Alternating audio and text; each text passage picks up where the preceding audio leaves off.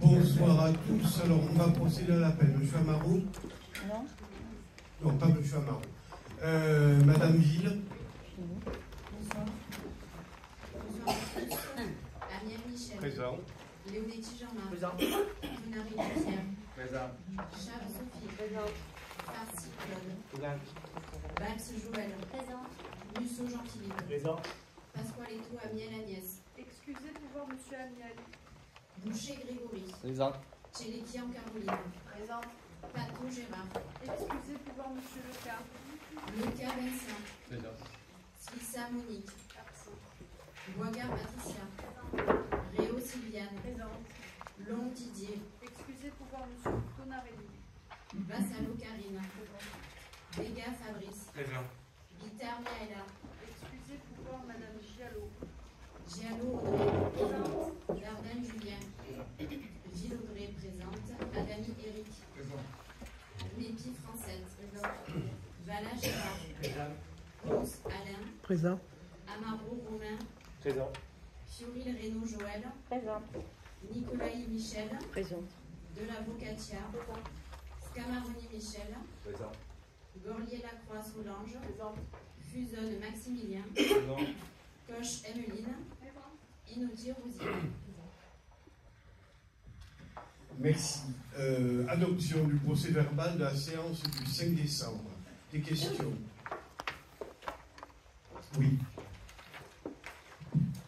Oui, monsieur le maire, deux sujets du coup, à l'occasion de l'adoption du précédent procès verbal, puisque vous nous avez obligés malheureusement à aborder ce sujet en conseil municipal.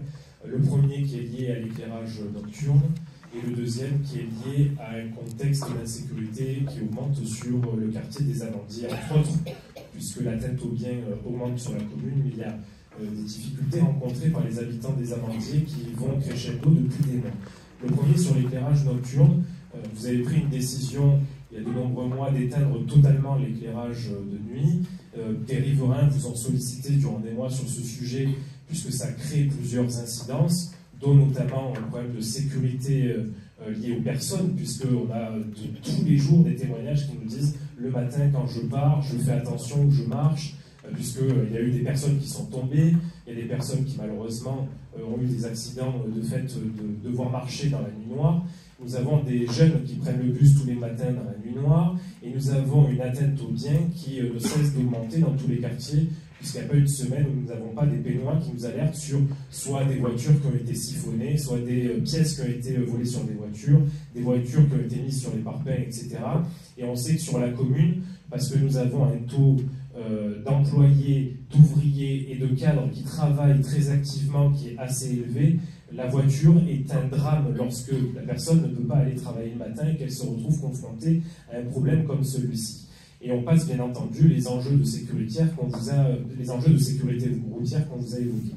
Les Bénois vous ont sollicité, ils n'ont pas été entendus. C'est la raison pour laquelle ils sont revenus vers nous et que nous avons lancé en octobre 2024 une pétition et on espérait pouvoir se faire entendre d'ici là et que les choses changent. Et pour l'instant, malheureusement, vous restez sourds à la demande des Bénois qui souhaitent pas de mesures radicales, ni laisser tout éteint, ni tout allumer. Les Bénoises et les Bénois souhaitent des solutions qui existent ailleurs, dans d'autres communes, qui permettent de trouver un juste milieu, et c'est les propositions qu'on a évoquées dans la pétition qu'on voulait vous remettre ce soir. Les Bénoises et Bénois, via une délégation et des représentants, voulaient vous rencontrer ce soir, et vous avez souhaité malheureusement refuser cette invitation, puisque vous nous avez précisé tout à l'heure à Madame Reynaud et moi que vous ne pouviez pas les recevoir à pied levé. Nous avons prévenu il y a 48 heures que les Bénois voulaient pouvoir échanger avec vous à l'occasion de cette pétition. Premier refus. Nous vous avons ensuite évoqué le fait que ce soir, vous avez des représentants, une délégation d'habitants des Amandiers qui souhaitaient évoquer avec vous, parce qu'ils n'y arrivent pas depuis plusieurs mois, vous souhaitez avec vous, que ce soit monsieur le premier adjoint, monsieur le maire, monsieur l'adjoint à la démocratie participative, puisqu'il faut rappeler que nous avons un adjoint qui, dans ses missions, démocratie participative, dans la définition même de cette délégation, c'est d'échanger avec la population. Et il se heurte malheureusement à un refus d'échanger sur ce sujet, et ce soir vous nous avez évoqué que c'était des menteurs, qu'il n'y avait pas de sollicitation de leur part depuis des mois, Vous nous avez précisé que nous surfions, nous, l'opposition, sur des sujets que nous amplifions, et que parce que nous sommes en campagne, nous abordons des sujets, nous surfons sur des sujets pour faire peur. Nous trouvons ça regrettable, monsieur le maire. Nous ne faisons qu'être le porte-parole et l'écho d'une population avec laquelle nous vivons. La problématique de l'éclairage nocturne, ça n'a pas été inventé par les Pénois. D'ailleurs, avant-hier, la ville de Fos a annoncé revenir sur cette décision radicale. Beaucoup de communes reviennent sur cette décision radicale parce qu'il faut trouver un juste milieu qui permet d'allier transition écologique et sécurité des personnes. Mais vous insultez la population, encore une fois, en leur disant qu'ils amplifient des problématiques que vous dites qu'ils ne connaissent pas au quotidien. Et concernant les amandiers, je pense qu'il est temps, on vous a proposé, si vous ne pouviez pas les recevoir ce soir, de descendre de votre bureau, puisqu'ils étaient en bas dans le hall, de les recevoir quelques minutes pour fixer avec eux un rendez-vous. Nous avons proposé aussi que le premier adjoint puisse le faire. Nous avons proposé tout à l'heure à l'adjoint à la démocratie participative de le faire. À ce jour, il n'y a aucun rendez-vous de fixé. Et monsieur le maire, vous nous avez dit non, je ne descendrai pas et je vous laisserai aller colporter les informations que je viens de vous transmettre. Nous regrettons vivement que vous traitiez ces sujets-là de cette manière et nous espérons vraiment, vraiment qu'ils soient entendus parce qu'il est temps que la population qui vit sur la commune et qui subit malheureusement les conséquences de cette politique qui est radicale soit enfin entendue parce qu'on parle de vie humaine et pas de n'importe quel sujet. Merci. Donc du coup, on va vous remettre cette pétition qui comporte 701 signataires. Donc nous avons plus de 700 personnes qui vous demandent, monsieur le maire, de remettre un juste milieu dans l'éclairage nocturne, qui vous demande, monsieur le premier adjoint, de prendre position, puisque vous n'avez pas pris position sur le sujet, et qui vous demande, monsieur l'élu à la démocratie participative, de remplir vos missions de délégué que vous avez depuis de nombreux mois. Alors.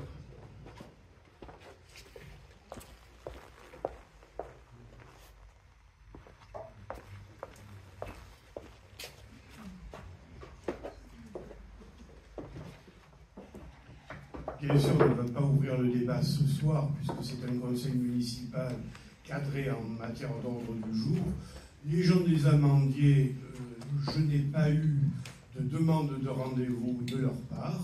Je suis prêt à les recevoir comme je reçois toujours des groupes de quartier quand cela m'est demandé. Les choses sont claires.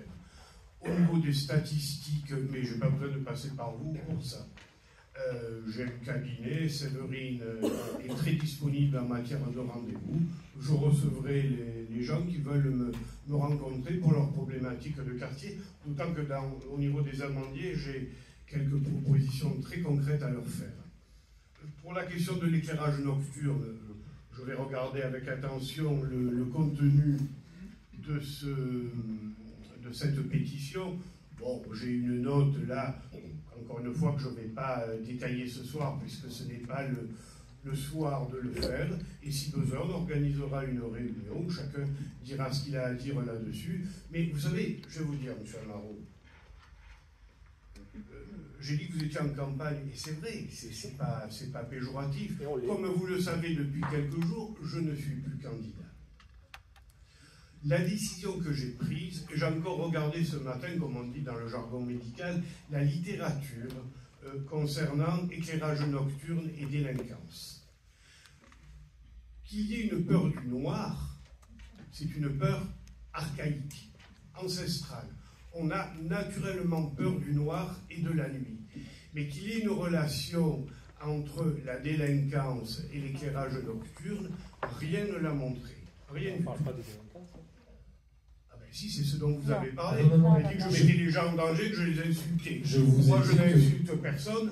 C'est plutôt vous qui m'insultez en disant les choses de cette manière. Je n'ai jamais insulté quiconque. Donc, je prendrai en compte l'éclairage nocturne tel qu'il a été demandé. Les gens des amandiers, s'ils sont restés au début du conseil municipal, ils peuvent d'ailleurs rester toute la longueur du conseil municipal. Je suis tout à fait prêt à les recevoir. Et je crois qu'on a tout dit. En fait, il y a deux sujets, monsieur le maire. Sur le premier, lié à la délinquance, c'est les atteintes aux biens qu'on évoque. Et on l'évoque pas parce que nous avons décidé d'aborder ce sujet. Nous l'abordons parce que chaque semaine, les Pénois nous évoquent des vandalismes sur les véhicules, des vandalismes, des tentatives de cambriolage, donc sur les atteintes aux biens. Après, si vous n'entendez pas ça, il n'y a aucun souci. Nous, en tout cas, on les entend et on estime que les gens qui le vivent ne nous racontent pas des histoires qu'ils ont inventées parce qu'ils les ont vécues. Le deuxième, sur la peur du noir et de l'anxiété, mais c'est un point à prendre en compte, monsieur le maire, dans l'état de sa population. Créer de l'anxiété au sein de sa population, c'est un sujet qu'il faut prendre en compte. Si le noir crée de l'anxiété auprès de la population, c'est un sujet qu'il faut prendre en compte parce qu'au plus la société est anxieuse, et forcément déjà nous sommes le plus grand pays utilisateur d'antidépresseurs, vous êtes bien placé pour le savoir en tant que médecin, donc on accentue l'anxiété, c'est un sujet qu'il faut prendre en compte, et la peur du noir, forcément, est un sujet à ne pas balayer, oui. Autrement dit, on consomme de plus en plus d'antidépresseurs parce qu'on éteint l'éclairage de la nuit. D'accord. Donc, je voudrais... Alors, j'ai bien reçu votre pétition, donc, ce qu'il vient de dire. Donc, naturellement, je vais tenir compte, il y aura les réunions nécessaires, je recevrai les gens des amandiers qui veulent me rencontrer, ou enfin, ceux qui ont à rencontrer les personnes dans le cadre, comme vous dites, de la démocratie.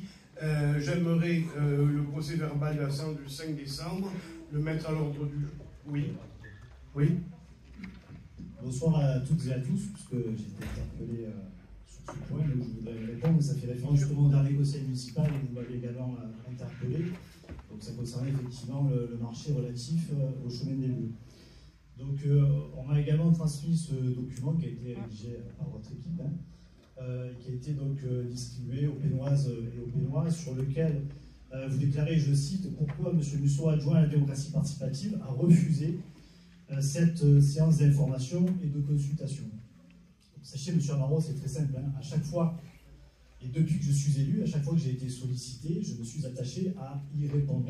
En aucune manière, je n'ai jamais répondu à aucune demande qui m'a été faite, c'est pas vrai. Chaque fois qu'une demande m'a été adressée, elle a été instruite, et j'attache une importance fondamentale à ce qu'une réponse soit apportée, et ce, qu'elle soit positive ou négative. Donc, au cas d'espèce qui nous intéresse, sachez qu'à ce jour, je n'ai reçu personnellement aucune demande. Donc, fort du tract que vous avez diffusé, j'ai envie de dire, j'ai mené un petit peu mon enquête. Alors, mon enquête, c'est quoi? C'est savoir si une quelconque demande avait été arrivée à un élu, à un service, etc. Donc, à ce jour, ce que je peux vous dire, c'est que je n'ai aucun retour. Ça, c'est le premier point. L'autre point que vous venez d'évoquer, donc qui vous préoccupe, c'est l'éclairage public.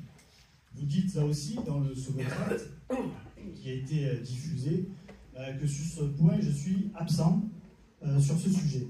Alors, sachez qu'en la matière, j'ai été sollicité par des administrés et que donc une demande a été formulée. Ça consistait à élargir justement les plages horaires ou les changer, les moduler. Et c'est ce qui a été fait d'ailleurs récemment aux vacances d'octobre concernant justement l'éclairage public, afin que les petits qui devaient se rendre à l'arrêt de bus puissent le faire sur des voies éclairées. Ça concernait en particulier le secteur des Bastilles. Ça, c'est le... Pardon, excuse-moi. On pourra demander à Vincent de témoigner puisque c'est lui qui a cette délégation. Il apportera l'éclairage là-dessus. Enfin, donc, lors du dernier conseil, vous avez déclaré, quand on nomme un adjoint à la démocratie participative, l'adjoint a deux possibilités: avoir un bilan où il a enclenché la démocratie participative sur son mandat, ou bien un bilan où il n'a rien fait. Et en termes de démocratie participative, donc c'est le choix de M. Leonetti, M. Musso, que vous avez fait. C'est ce que vous avez dit lors du dernier conseil.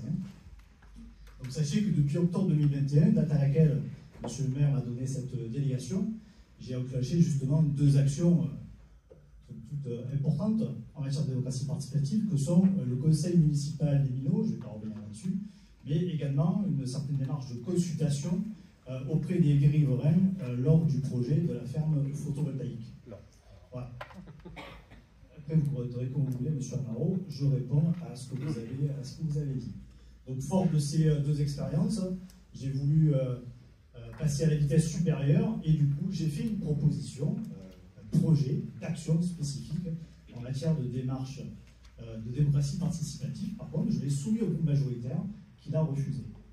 En tout cas, sachez que pour conclure sur ce point-là, la démocratie participative, mission que l'on m'a confiée, Pour moi, c'est quelque chose de très important. J'attache une importance fondamentale et elle fera partie de nos projets futurs. Puis, sauf erreur, pardon, si vous permettez, c'est moi qui distribue la parole. Sauf erreur de ma part, il y a également un délégué au quartier que vous pourriez solliciter, Monsieur Vega. Moi, je le répète, alors Jean-Philippe dit visiblement la même chose, je n'ai pas eu de sollicitation de quartier. Vous savez, on est maintenant une ville de 22 000 habitants, c'est pas toujours facile de satisfaire les demandes individuelles, et tout ce temps que nous sommes élus dans les différents secteurs de nos délégations, on s'efforce de recevoir les gens du mieux possible. Je n'ai pas de demande. Alors, je vous redonne la parole, mais je tiens à dire que le conseil municipal, c'est une instance où il y a un ordre du jour, et je ne souhaite pas transformer cette instance en une tribune politique entre des candidats, quels qu'ils soient, entre des candidats aux prochaines municipales. Nous connaissons tous, maintenant, parce qu'ils sont largement étalés, les ambitions des uns et des autres, que je respecte, bien évidemment, mais vous aurez largement le temps, et vous avez un an pour le faire, vous aurez largement le temps de faire en campagne. Je vous redonne la parole. Avant de répondre à M. Musso, je ne prends pas plus ni moins la parole que depuis 2014 ce soir, et à chaque conseil municipal, d'ailleurs, vous me répétez que je prends trop la parole. Donc je suis en campagne depuis 2014, oui, parce que je prends tout autant la parole ce soir que d'habitude. Pour répondre à votre deuxième sujet, vous avez raison, et on partage votre point de vue. Ce conseil municipal ne doit pas être une tribune politique, et c'est la raison pour laquelle on vous a donné rendez-vous avant. Mais c'est vous qui avez décidé de les refuser, et c'est vous qui nous avez dit « je vous demande de le mettre au conseil municipal ». Donc nous répondons à votre demande, mais nous partageons votre point de vue qu'il aurait été opportun de l'aborder avant et pas au sein de ce conseil municipal. Donc ça, c'était pour vous répondre. Monsieur Musso, sur l'aspect démocratie participative, vous nous parlez des Bastides, mais tous les quartiers demandent la même chose. J'ai un exemple en tête, le Jas de Rhodes, ça fait des mois qu'on exprime le fait que, parce que j'y habite, donc je vais parler de ce que je connais, ça fait des mois qu'on n'arrête pas d'alerter sur le fait que du rond-point des célibataires jusqu'au lycée de l'EREA, il n'y a pas un trottoir, ni d'un côté ni de l'autre, et que les jeunes qui partent de ces lotissements vont à l'arrêt de bus ou à l'EREA à pied dans la nuit noire, sans bus, sans trottoir, à pied, qui peuvent malheureusement rencontrer des véhicules. De quelle manière il faut qu'on vous l'exprime, puisqu'on l'a exprimé.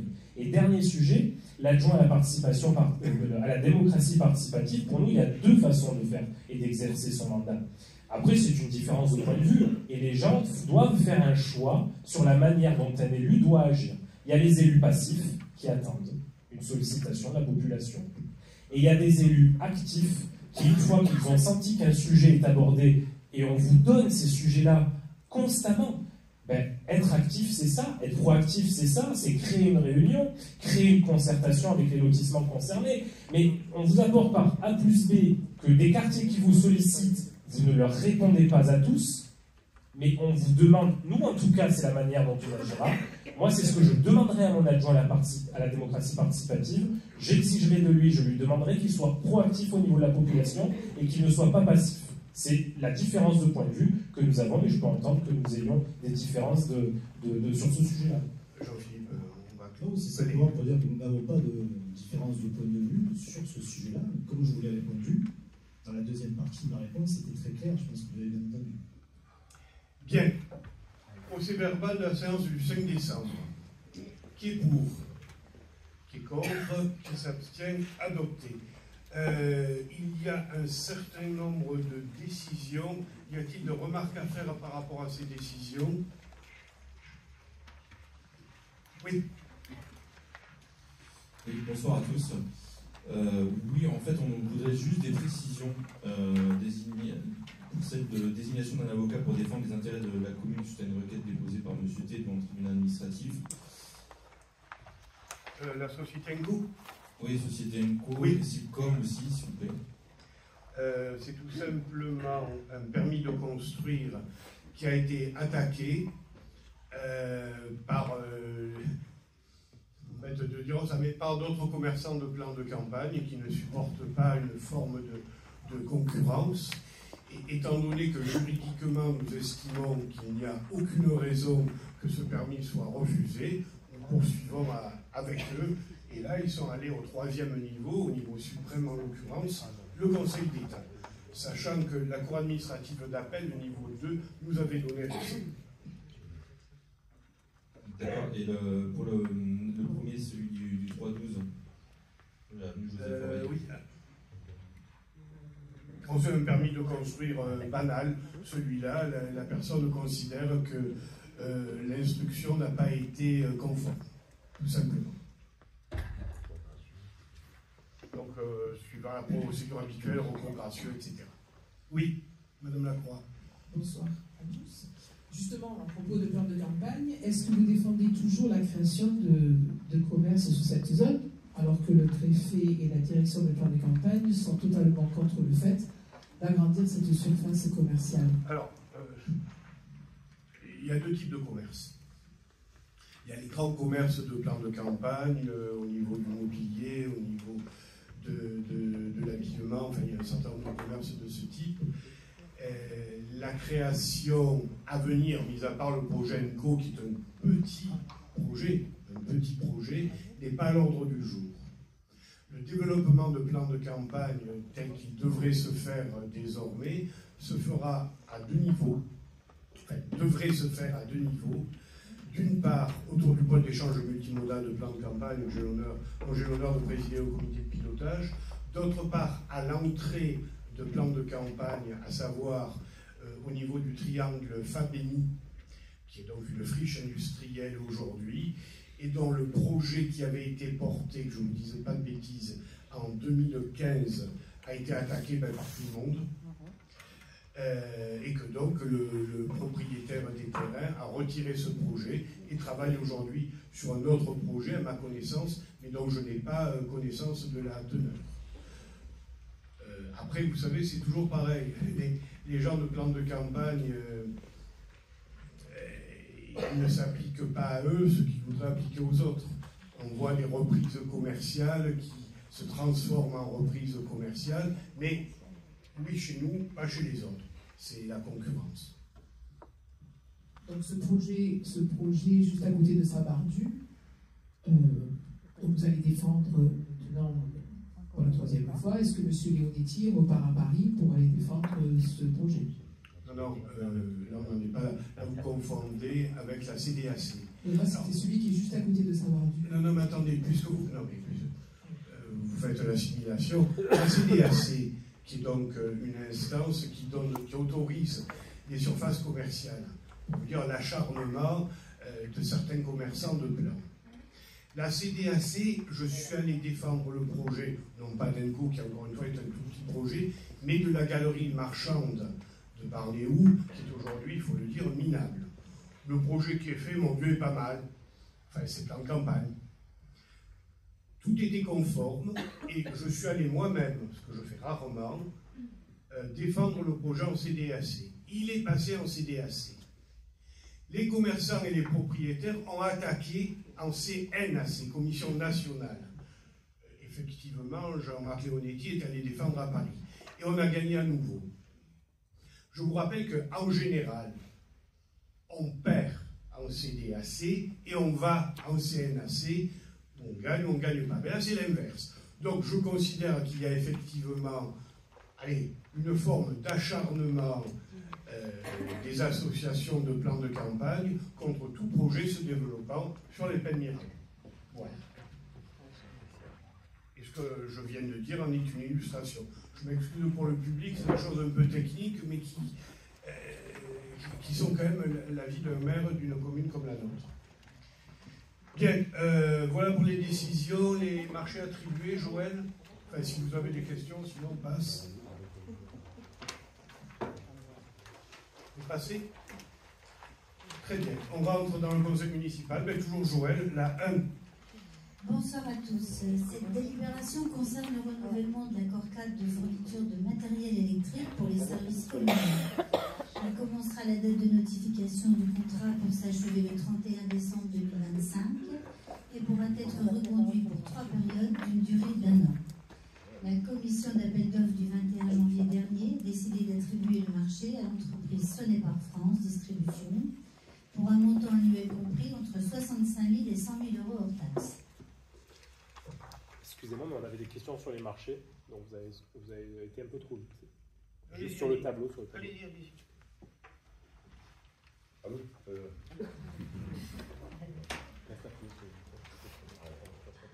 Oui, bonsoir à tous. On l'entend.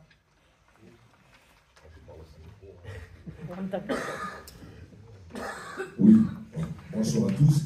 C'est juste sur le marché attribué, là, le travaux de désamiantage et démolition des bâtiments. Ça concerne quel bâtiment juste qui doit être démoli?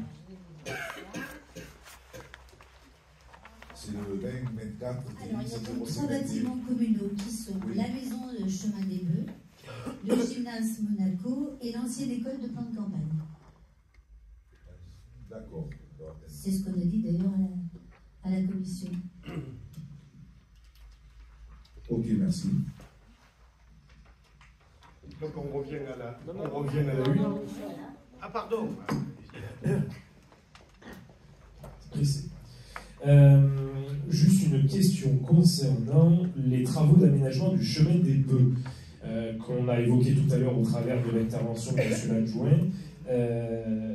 Le 5 décembre, on a évoqué justement ce sujet-là avec l'élargissement qui va être mis en place au niveau du chemin des Bœufs. On vous avait demandé l'étude de circulation. Du coup, vous nous avez transmis l'étude, mais ça reste assez flou pour nous et on a énormément de questions puisque l'étude de circulation stipule la mise en place d'une création de voies entre le chemin des Bœufs par l'impasse des Bœufs via le boulevard des Tamaris. Donc en fait, on va créer une route qui permet de joindre par les Tamaris l'impasse des Bœufs et le chemin des Bœufs. Mais du coup, cette étude de circulation n'évoque en rien le fait de devoir élargir le chemin des Bœufs et ne justifie pas pour quelles raisons on a besoin de faire ces travaux. Donc du coup, c'est assez flou parce que l'étude de circulation évoque un autre secteur que celui sur lequel nous avons posé des questions. Ça, c'est le premier point. On aimerait des éléments parce qu'on ne comprend pas. Et le deuxième point, M. Musso, tout à l'heure, vous évoquiez le chemin des Bœufs. Le 5 décembre, du coup, on vous a évoqué cette demande de réunion. On a effectivement diffusé ce bulletin d'information. Nous sommes le 30 janvier. Depuis 2 mois, quand est-ce que vous avez organisé cette réunion? Nous avions demandé le 5 décembre. Concernant l'étude de circulation, comme son nom l'indique, c'est une étude qui est faite par un bureau d'études qui fait des constats d'une part, des préconisations d'autre part, qui pour le moment n'ont pas été validées dans un sens ou dans un autre. Nous, pour le moment, on s'est contenté, pour des raisons de circulation, de développer un projet d'élargissement du chemin des Bœufs dans un premier temps. Et bon, le délai des travaux, ce sera pour le coup d'après. Les conséquences que cela aura en matière de circulation seront à voir après l'élargissement. Par contre, vous soulevez la question du barreau qui ferait une espèce de shunt en descendant des amandiers. Ça, c'est la tranche 2 des travaux qui sera ou pas, c'est pas encore décidé, parce qu'il nous manque une étude qui n'a pas été faite concernant le recueil des eaux, à savoir le pluvial. Donc ce barreau, effectivement, fait bien partie de l'approche globale des choses. Fort de l'élargissement de ce chemin des Bœufs et donc d'une amélioration de la circulation, j'avais en effet demandé, pour vous aider à prendre des décisions, en l'occurrence, c'est pas moi qui les prendrai, une étude de circulation pour voir s'il est opportun de mettre dans un sens ou dans un autre les voies qui convergent vers le chemin des Bœufs, en particulier le chemin des Petits Canons. Voilà, c'est uniquement des projections et il est certain que l'équipe municipale d'après aura des décisions à prendre ou pas. Mais disons qu'à partir du moment où on élargit le chemin des Bœufs, ce qui est une vraie nécessité, moi j'y passe au moins une fois par semaine dans les deux sens, ça a des conséquences sur la circulation et on peut améliorer sensiblement les choses. Excusez-moi. Oui, merci. Je ne sais pas si on parle de la même étude de circulation, parce que là j'ai l'impression que vous parlez d'une étude qui a été faite récemment. Or, celle qu'on nous a transmise date de 2021. Ah oui, c'est celle-là. C'est celle-là. Ah, donc ce n'est pas une étude récente. Ah non. D'accord. Non, c'est une étude de circulation, en particulier sur tout le quartier Jeanne d'Arc. Vous avez des rues qui montent, des rues qui descendent, en sens unique, pas en sens unique. Il est certain que, si vous voulez, l'étude de 2021 est un instantané à un moment T. Il est évident que les flux de circulation seront fortement modifiés, en principe dans le bon sens, par l'élargissement du chemin des rues. Voilà. On en est là, parce qu'on parle de plein de choses, c'est passionnant, mais là, une. Alors, qui est pour, qui est contre, qui s'abstient, adopté. La 2. Alors, la 2, ça concerne le renouvellement de l'accord cadre concernant les travaux d'aménagement, d'entretien et de réparation des voiries. Il commencera la date de notification du marché jusqu'au 31 décembre 2025 et pourra être renouvelé 3 périodes d'une durée d'1 an. Cet accord cadre est composé de 2 lots attribués chacun à 3 opérateurs économiques. L'assistant à maîtrise d'ouvrage a présenté le rapport détaillé à la commission d'appel d'offres du 21 janvier dernier, qui, après une étude approfondie, a attribué pour le lot 1 voirie et réseaux divers pour un montant maximum de 1 500 000 € hors taxes aux entreprises Galliero Construction, SATR TMP et SPIE Batignolles Malais. Pour le lot 2, signalisation horizontale et verticale pour un montant maximum de 150 000 € aux entreprises groupe Helios, AER Zigzag Signalisation et Midi Traçage. Des questions? Je mets aux voix qui est pour, qui est contre, qui s'abstient, abstention. La 3, c'est le renouvellement. Monsieur Fuson, excusez-moi, vous abstenez, c'est votre droit le plus strict. Je vous signale quand même que si une délibération comme ça n'était pas votée, ça veut dire qu'on ne pourrait plus faire aucun travaux de voirie sur la commune. C'est juste une précision, hein, c'est pas une critique. On n'a pas voté contre, c'est absolu. C'est vrai. La 3. Alors la 3, c'est le renouvellement de l'accord cadre, là cette fois-ci concernant les services de transport routier de personnes pour les activités scolaires, périscolaires, extrascolaires et communales. Donc il commencera celui-ci le 1er avril 2025, date de fin de contrat de celui actuellement, pour s'achever le 31 mars 2026 et pourra être renouvelé pour 3 périodes d'une durée d'1 an, donc jusqu'au 31 mars 2029. La commission d'appel d'offres du 21 janvier a décidé d'attribuer le marché à l'entreprise Transidev pour un montant annuel compris entre 50 000 et 100 000 € hors taxes. Question, remarque. Je mets aux voix qui est pour, qui est contre, qui s'abstient, adopté. La 4. Alors la 4, c'est le renouvellement de l'accord cadre concernant les fournitures de produits et petits matériels d'entretien éco-responsables et ergonomiques afin de limiter les troubles musculo-squelettiques des agents et de fournitures de consommables pour l'entretien des bâtiments communaux, des sites de restauration collective de la ville et du CCAS. Il commencera la date de notification jusqu'au 31 décembre 2025 et pourra également être reconduit pour 3 périodes d'une durée d'1 an. La commission d'appel d'offres du 21 janvier a déclaré les lots 2 et 4 infructueux pour de nombreuses erreurs de calcul et a proposé de relancer donc une procédure pour ces 2 lots. Après étude, elle a attribué le lot 1 produit d'entretien à la société Sanogia pour un montant minimum de 5 000 € pour la ville et 250 € hors taxes pour le CCAS et pour un montant maximum de 35 000 € pour la ville et 1 000 € hors taxes pour le CCAS. Quant au lot 2, le petit matériel est attribué à l'entreprise Cristal Hygiène pour un montant minimum de 1 500 € hors taxes pour la ville, 50 € hors taxes pour le CCAS et un montant maximum de 15 000 € pour la ville et 1 000 € hors taxes pour le CCAS. Question, remarque. Je mets aux voix qui est pour, qui est contre, qui s'abstient, adopté. La 5.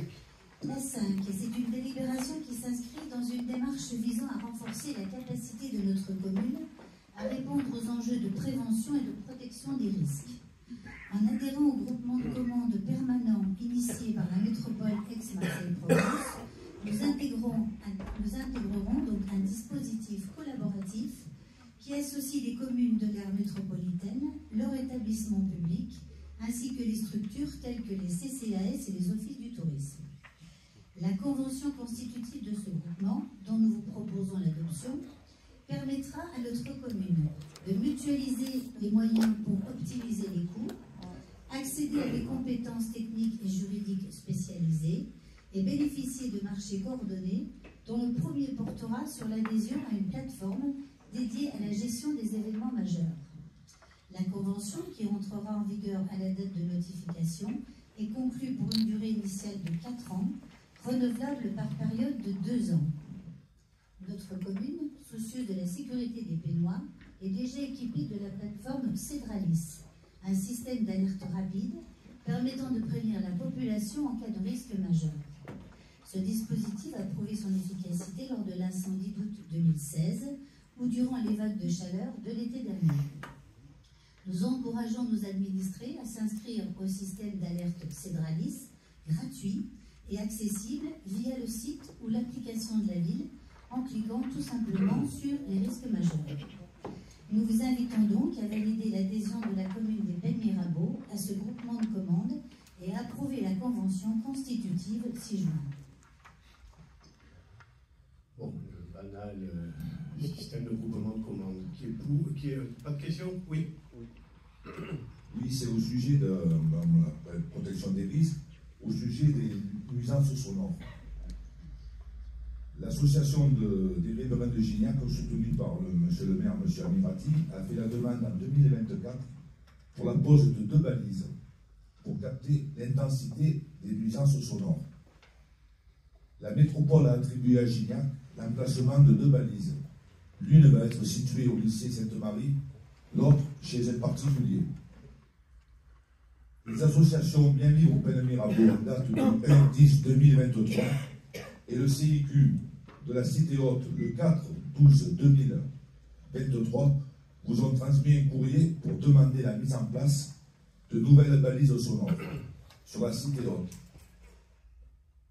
À ce jour, ils n'ont pas eu de réponse. Alors, notre question est simple.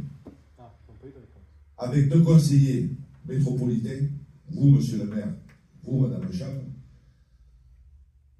allez-vous faire la même démarche, d'une part, auprès de la métropole, comme l'a fait la commune de Gignac, et si malheureusement c'est refusé, qu'allez-vous faire? La démarche a été faite par courrier, alors je ne m'attendais pas à la question puisqu'elle est hors sujet, mais la démarche a été faite par courrier adressé à la vice-présidente à la qualité de l'environnement, à savoir la maire de Cabriès, madame Ventreau. Elle a été relancée et c'est en cours. Oui, bien sûr. Et nous, en ce qui concerne ces balises, donc nous avons reçu les personnes avec la société qui posait les balises. On nous avait demandé de trouver des sites. On avait donc désigné 2 sites, mais pour des raisons techniques et personnelles, ils ne pouvaient pas installer ces balises-là. Donc on a renouvelé avec 2 autres sites et là, on attend, elles vont être posées. Mais la démarche a déjà été faite, on les a déjà rencontrés. Et les 2 sites, le premier qu'on avait proposé, parce que bien sûr au niveau de la cité haute, la société, parce que l'appareil qui m'a été assez coûteux, ils ont refusé de le poser là, ils nous ont demandé de trouver 2 autres sites. Chose qu'on a fait, on attend là que la société revienne vers nous. Du coup, ce qu'on ne comprend pas, ça rejoint toujours le sujet de tout à l'heure. Vous nous dites qu'on n'est pas sollicité et du coup, on ne répond pas à des sollicitations qui n'existent pas. On a 2 courriers.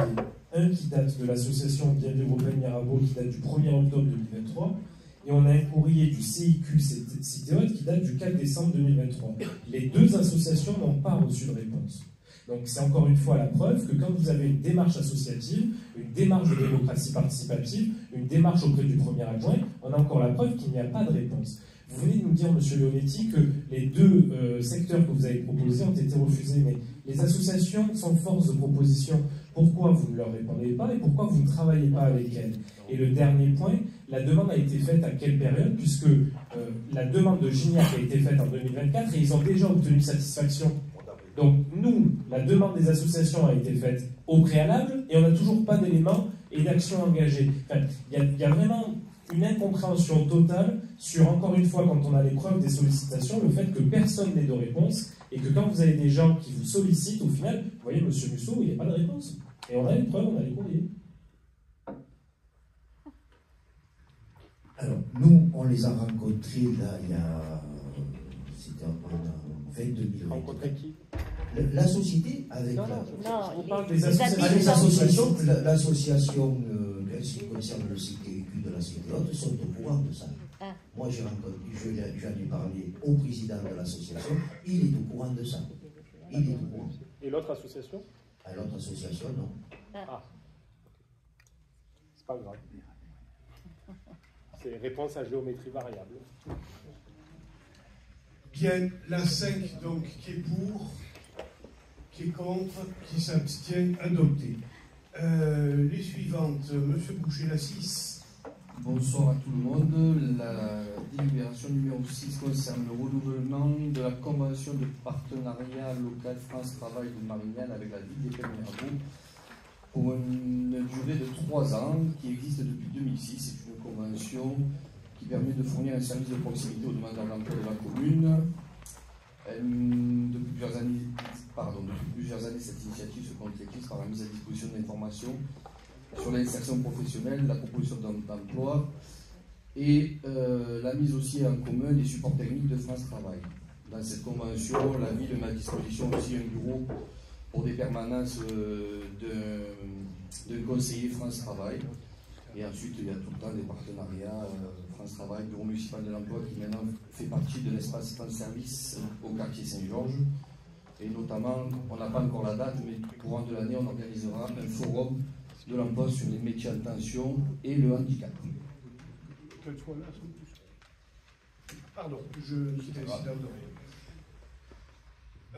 oui, d'accord. Qui est pour, qui est contre, qui s'abstient, adopté. Et la numéro 7, c'est une mise à disposition de locaux à titre gratuit pour la caisse d'allocation familiale pour des permanences toujours pareilles à l'espace France Service tous les mercredis et jeudis à partir du 3 février de 9h à 16h30 avec 2 conseillers CAF qui sont à disposition des témoins. Alors ça peut se faire sur rendez-vous ou un accueil de l'information, de l'orientation et de l'accès aux droits. Qui est pour, qui est contre, qui s'abstient, adopté. Merci. Qui rapporte les délibérations de Didier? J'en ai sauté une? Oui, ah, excusez-moi. C'est la 8. La 8. La 8. Alors, cela concerne le rapport annuel 2023 sur le prix et la qualité du service public de prévention et gestion des déchets ménagers de la métropole Aix-Marseille. Donc, par délibération le 10 octobre 2024,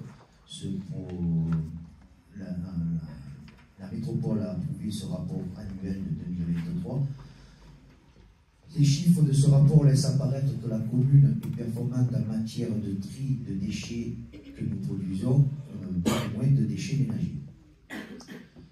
Pour rappel aussi, depuis le 1er janvier 2024, la métropole a acté le traitement des déchets produits par la commune au même titre que les professionnels par une PS, un peu vu que cela concerne les bacs ordures ménagères qui sont dans les écoles, les cimetières et les gymnases. De ce fait, la commune doit s'acquitter d'une redevance spéciale pour 2024 d'un forfait annuel de 27 720,25 €. Je voudrais surtout signaler que par le travail qui a été fait par M. Gérard Melkel et toute cette équipe, ce taux, il y avait différents taux de participation. Et là, vu le travail qui a été fait par M. Melkel et toute cette équipe, on a le taux le plus bas, mais on a quand même 27 000 €, 27 720,25 €. Donc, je vous demande d'approuver ce code comme chaque année que l'on fait sur le rapport annuel. Qui est pour, qui est contre, qui s'abstient, adopté.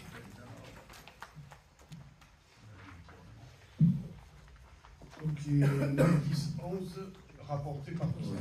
Alors, c'est la mise à disposition de la salle Tino Rossi à l'association Parcours Handicap pour célébrer ses 20 ans de la loi Handicap 2005.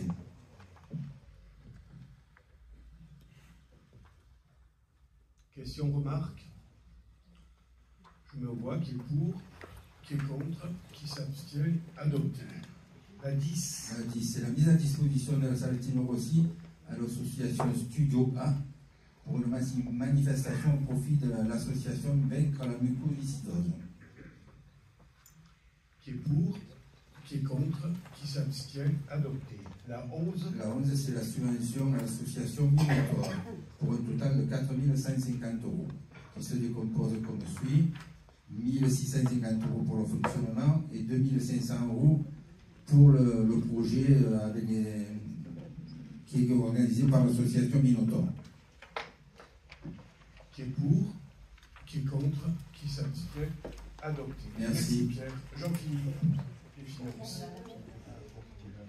Merci. Donc, côté finance, ce que je vous propose, c'est que les 9 délibérations suivantes, je les traite de bloc et qu'on les vote ensuite une par une. Pourquoi? Parce qu'il s'agit de délibérations relatives aux cimetières, où on est sur de la reprise de concessions qui sont à l'état d'abandon. Donc, de manière synthétique, nous avons donc sur ces 9 concessions, 2 qui se trouvent au Cadeno, le reste des concessions étant au chef-lieu. Le prix de la concession varie en fonction de l'état de la concession. Donc le prix minimum, le prix le plus bas qui sera proposé est celui de 500 €, le prix maximum 2 500 €, ce qui fera un total de mise à vente de 19 200 € effectivement le plus cher. Merci. 19 100 € au total. Donc je vais les énumérer une par une. Donc la délibération numéro 12, donc on est au cimetière des Cadonaux, on est dans le carré 5, le pourtour ouest numéro 4 pour 500 €. La délibération numéro 13, on est au chef-lieu carré 2, rang 4, numéro 5 pour 2500 €. La 14, on est toujours au chef-lieu carré 2, pourtour sud numéro 17 pour 1800 €.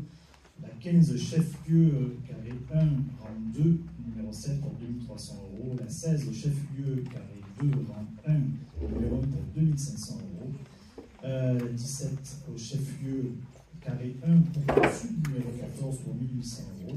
La 18, au chef-lieu carré 1, rang 2, numéro 11 pour 2000 €.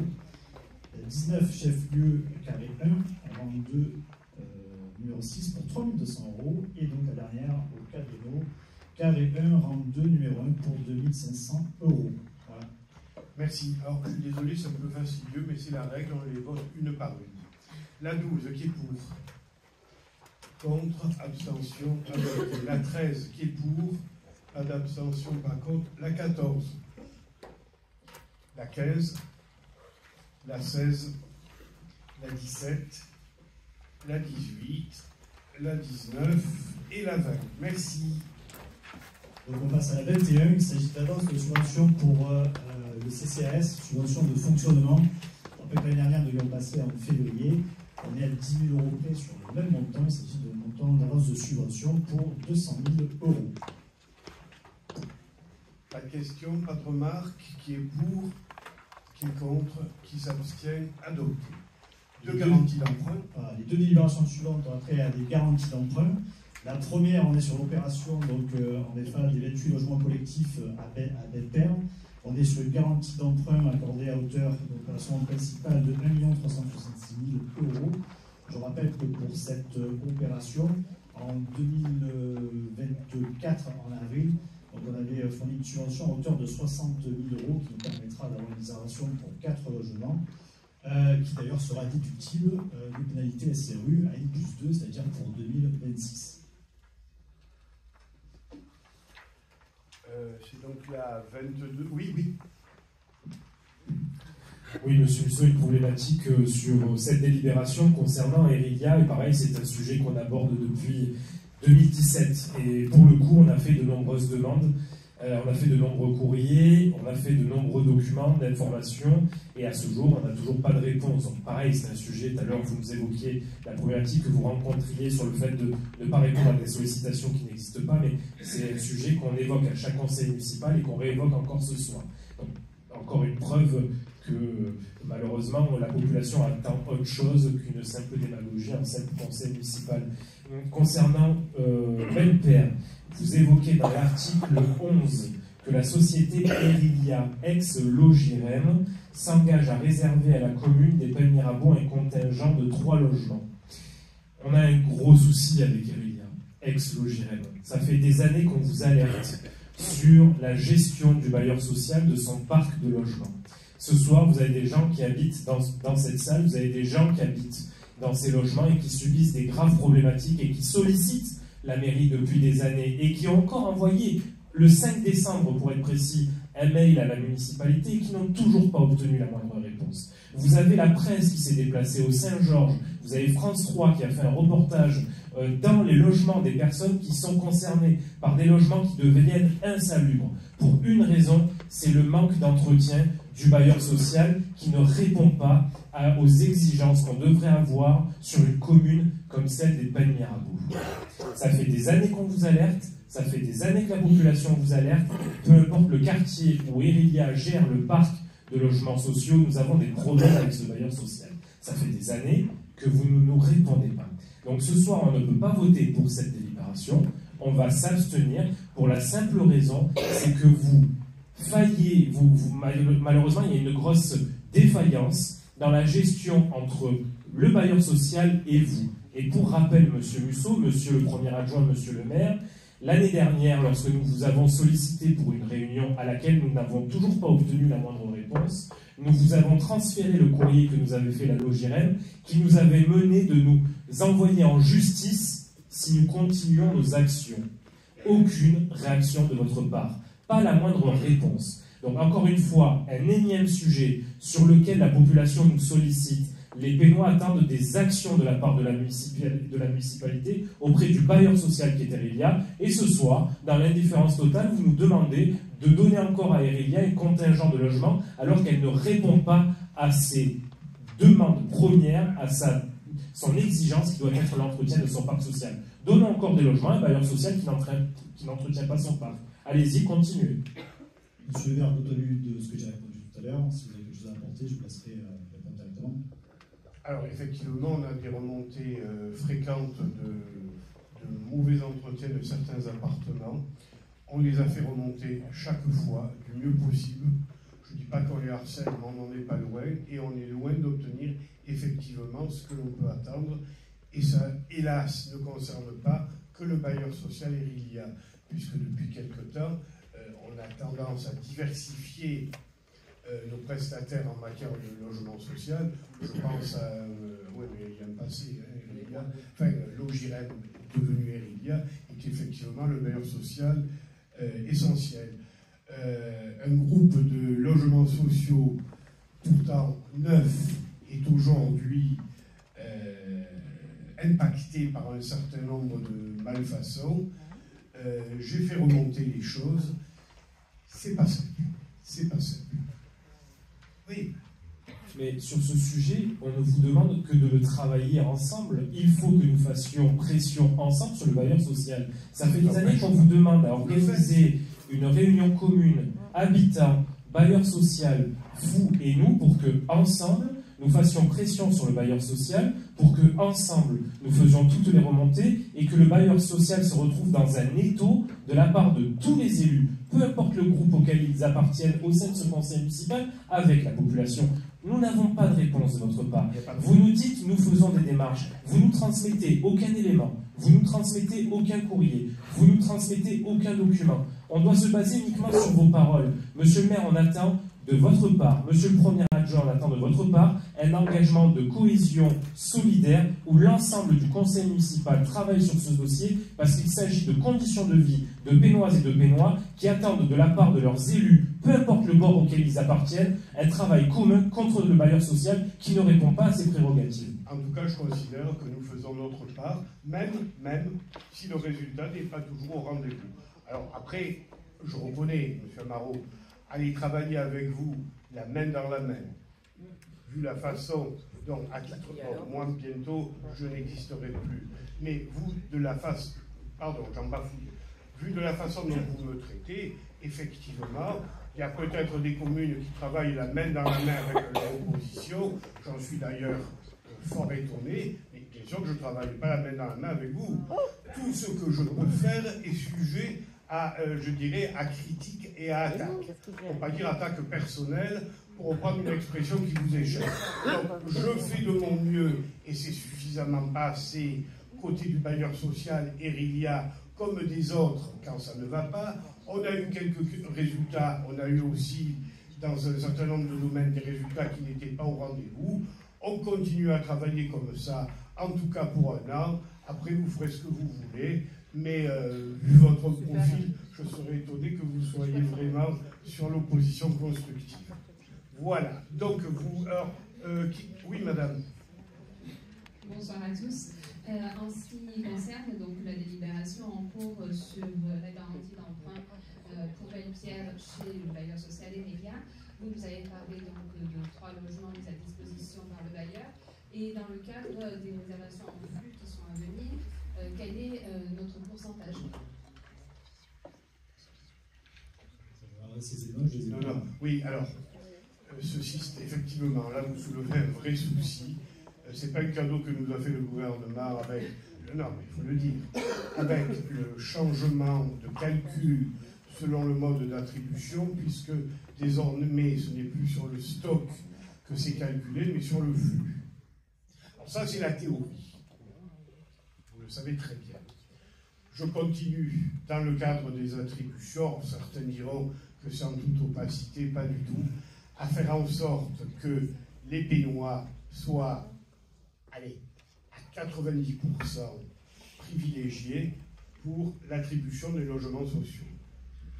Et j'en profite, puisque vous soulevez la question, pour dire que le logement social, qui est un véritable problème, pas uniquement au PEN, mais au niveau national, continue à nous préoccuper tant en matière sociale proprement dit, puisque nous sommes aujourd'hui à 9,5% de logements sociaux, là où il en faudrait 25. J'ai toujours dit, et je continue à dire, après l'équipe à venir fera un peu ce qu'elle veut, que nous n'arriverons jamais à ce chiffre, parce que ça dénaturerait complètement la ville, et qu'aujourd'hui, les deux, passez-moi l'expression, gisements de logements sociaux, c'est à un horizon de 8-10 ans. À savoir Palière 2 et à savoir Quartier de Gare, donc 8-10 ans.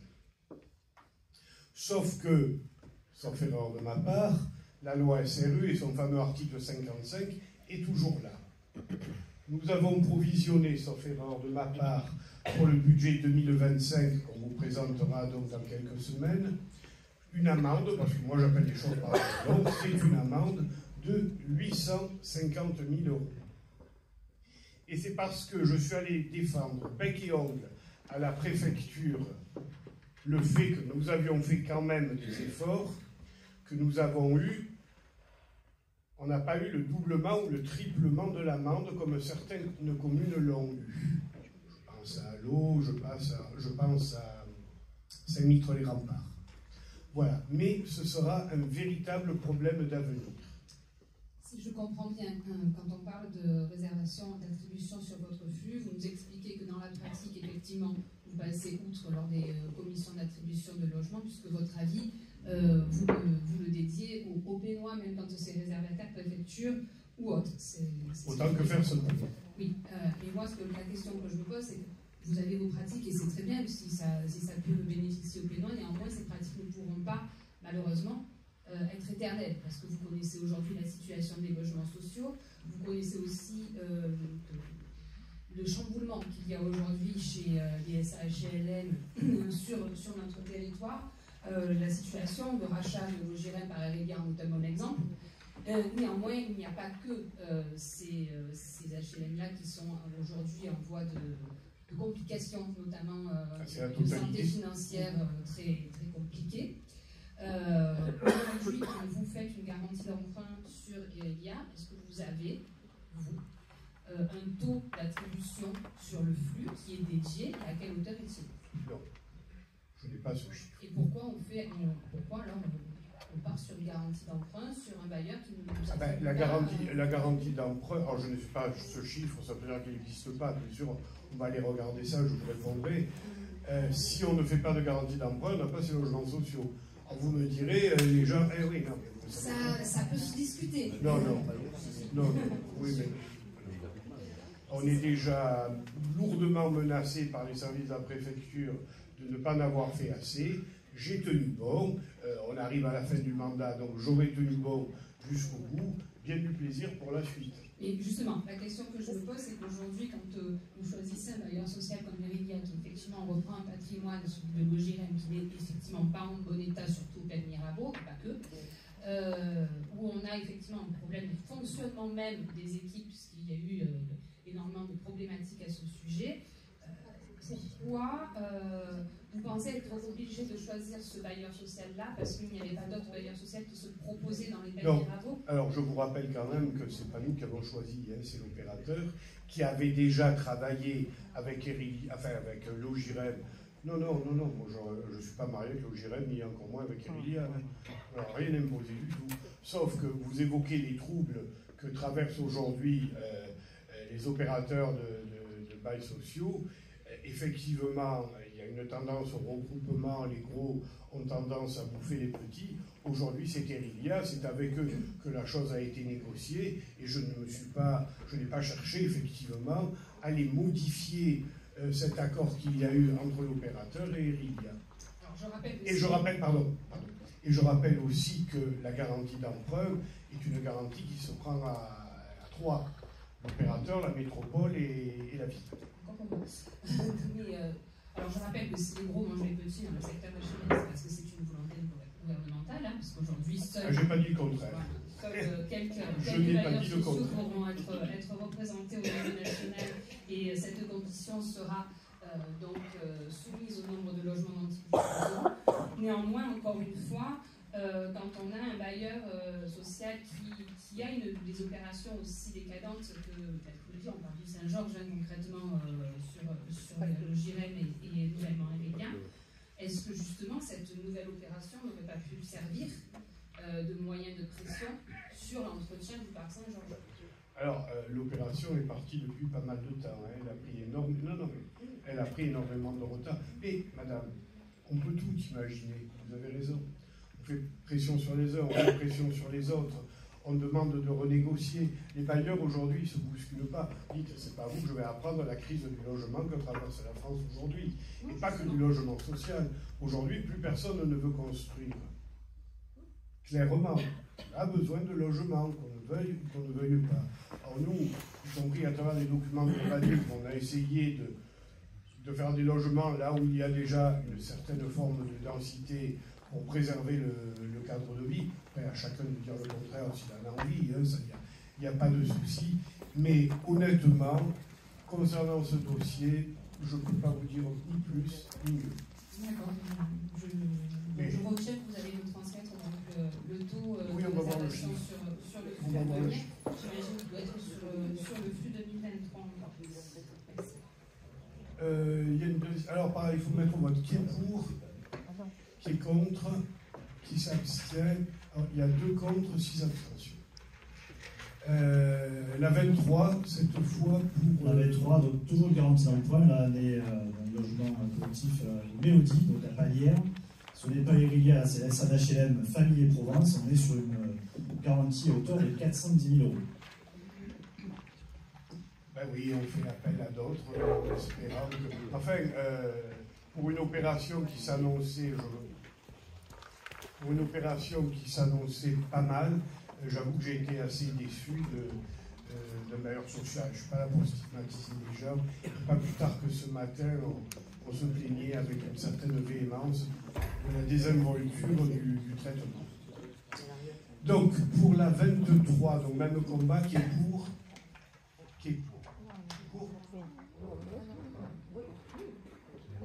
Oui, allez-y.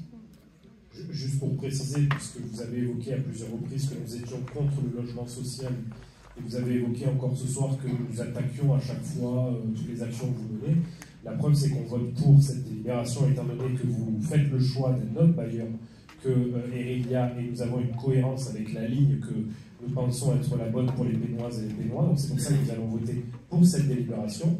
Et d'ailleurs, nous reprécisons que, hormis pour projets d'ampleur et opacité comme la commission d'attribution des logements sociaux, effectivement, nous votons 90% des délibérations. Donc vous voyez que nous supportons et nous allons dans le sens qui peut être le vote quand c'est bénéfique pour la commune. Vous êtes sensibilisé, mais effectivement, régulièrement, je ne vous ai pas cité, d'une part. D'autre part, vous m'attaquez très régulièrement sur le cadre de vie en matière de logement.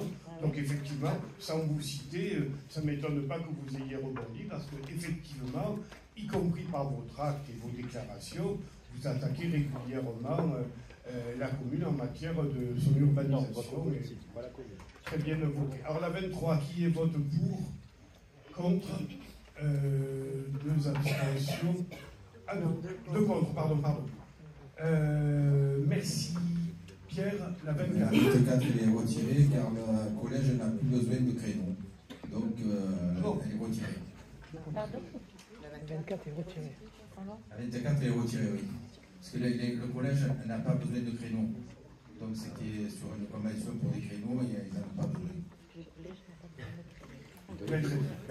La 26. S'ils n'en ont pas besoin, qu'on a fait une délibération, c'est quoi qui a changé entre temps? Ils ne veulent pas de créneaux. Vous ne les aviez pas concertés avant de faire la délibération? Au départ, ils voulaient, puis après, donc, Sophie. Ah, c'est pas qu'ils voulaient, ça a changé. Alors, effectivement, le collège Sainte-Élisabeth va faire des travaux dans le gymnase qui est là. Ils nous avaient demandé, à la base de leur projet de travaux, si on pouvait leur dégager des créneaux sur notre gymnase pour pallier à l'absence pendant les travaux à partir du mois de mars. On en a rediscuté là et la principale s'est réentretenue avec ses équipes. Finalement, ils ont trouvé d'autres moyens. Ils se sont organisés avec le dojo parce que les créneaux correspondaient mieux et ils vont faire de la orientation, donc on annule la délibération. Merci, donc elle est retirée. Hein. Oui. La 25, c'est la dernière, c'est celle que je rapporte qui concerne une convention de mise à disposition de la ferme pédagogique à la maison de l'apprenti, qui est spécialisée, c'est le cas de le dire, dans la prévention spécialisée en direction d'enfants en difficulté. Le premier partenariat que nous avons eu avec eux s'est avéré extrêmement concluant, puisque nous avons eu 140 séances d'une demi-journée et nous avons 2 jeunes en formation diplômante, dont un des Pen Mirabeau. Et à s'habiter Pen Mirabeau est rentré quand même dans le cadre d'enfants en difficulté. Le domaine qui est le leur, vous le connaissez, c'est tout ce qui concerne les métiers de l'agriculture, c'est ce qui concerne les métiers d'espace vert, et avec les 2 éducateurs techniques qui sont les moyens humains que nous utilisons pour accompagner ces enfants, les choses se sont très très bien passées, raison pour laquelle nous avons décidé de renouveler la convention de mise à disposition du site de la ferme pédagogique à la maison de l'apprenti. Ce qui, soit dit au passant, nous permet d'avoir quelques économies, puisque bien entendu, le travail qui est fait à travers eux, c'est du travail que nous n'effectuons pas.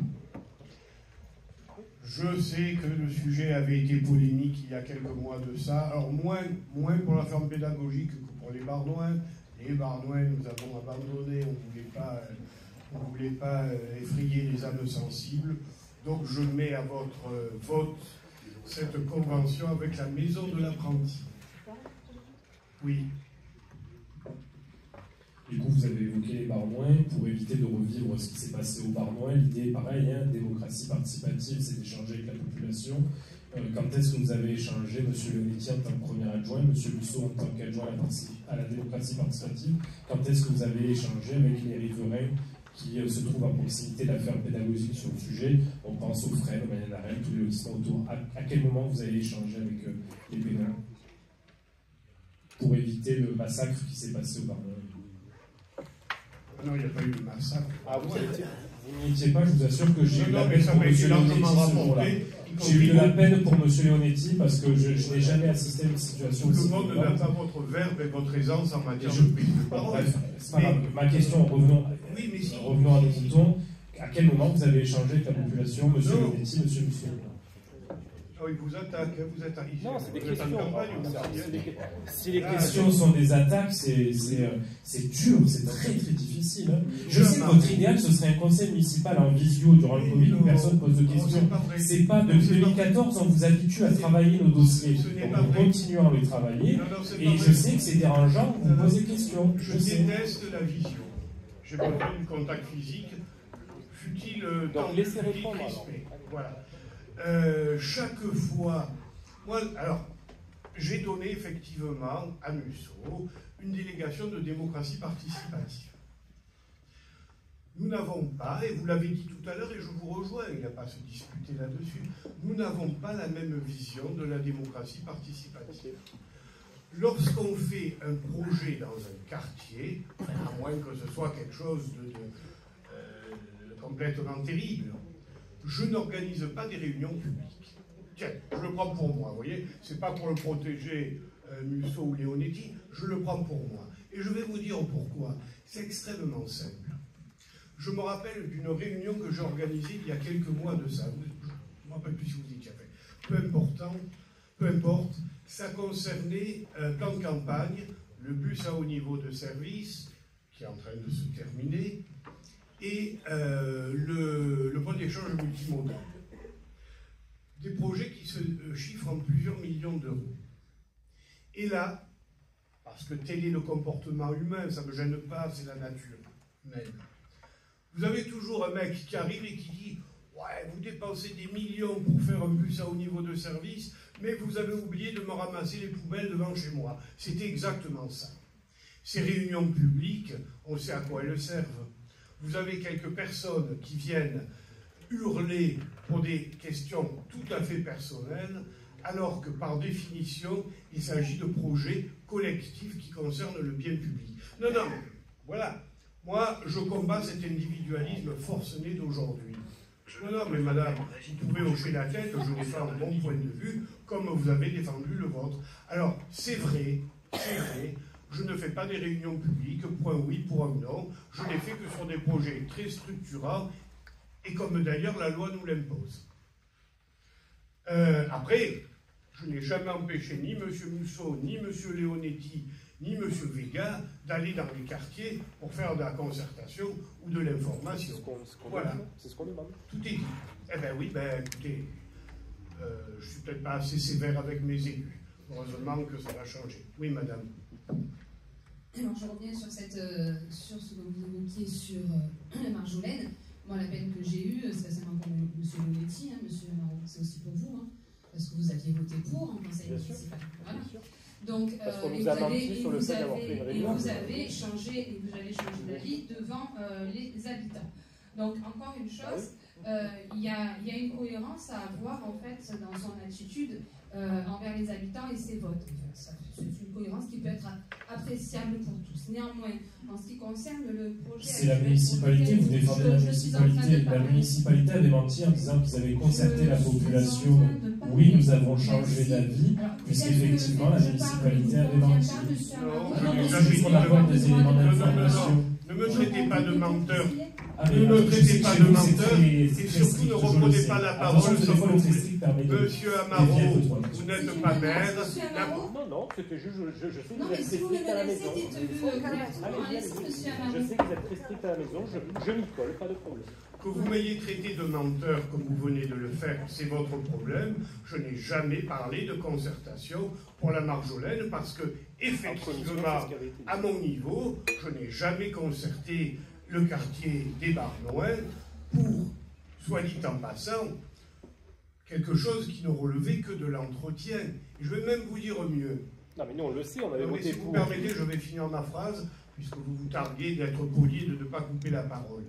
Lorsque la maison de l'apprenti est venue me voir pour mettre en place cette collaboration,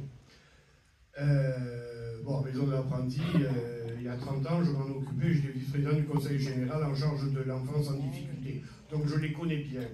Je connais leur efficacité, Je connais le public auquel ils s'adressent et je connais la qualité de leur travail. Sauf que, oh là là, on allait faire revenir des délinquants. Les Barnoins allaient être dévastés par des barbares. Et j'allais faire une concertation pour ça. Si on n'avait pas été obligé de signer une convention, si on n'avait eu qu'une relation de travail avec eux en disant ben, venez faire le travail d'espace vert, et ça passait comme une lettre à la poste. Et effectivement, je ne peux pas en rajouter parce que j'ai plus envie de polémiquer, j'en ai marre, voyez-vous. Mais je vais vous redonner la parole, excusez-moi.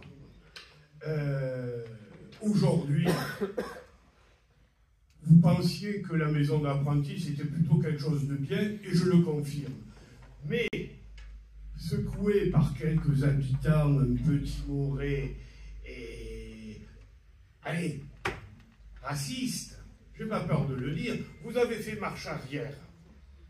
Vous avez, bien sûr. Mais qu'est-ce que vous racontez? Mais attendez, vous l'avez voté, la délibération de la maison Mais d'apprenti. arrêtez de déformer la vérité. Mais c'est nous faux. avons voté pour parce que nous sommes totalement d'accord avec le fait qu'il faut encadrer ce type de personnes. Et pourquoi vous avez voté pour? Mais vous êtes en train de déformer la réalité des choses. Si nous avons rétropédalé, c'est parce qu'en commission, vous nous aviez affirmé que la population avait été concertée et informée. C'est ça que nous avons pointé du doigt.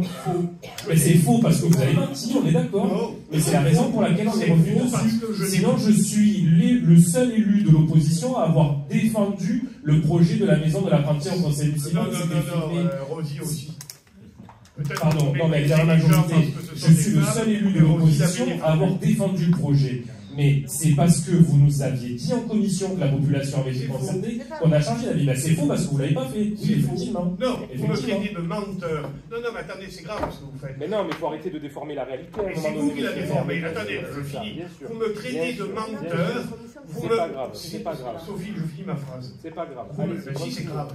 Vous me traitez de menteur parce que je n'ai jamais dit que j'avais concerté la population. Mais vous n'êtes pas en commission, et vous ne pouvez pas savoir. Vous n'êtes pas en commission, vous ne pouvez pas savoir ce qui se passe. Attendez, vous croyez que je ne sais pas ce qui se passe dans les commissions? Déjà, votre absence fort remarquée, vous n'y venez quasi jamais. Alors, arroseur arrosé, c'est vous qui mentez. Madame, finissez. Alors, moi, pour le souvenir que j'en ai, et pour cause, oui, effectivement, il avait été mentionné que la population avait été informée de la chose avant le vote de la délibération. Je peux donc en témoigner, ainsi que, je pense, tous les membres de l'opposition, à part Mme Maudit, j'imagine. Donc, autre chose, quand il s'agit de vos accusations je vais la comprendre.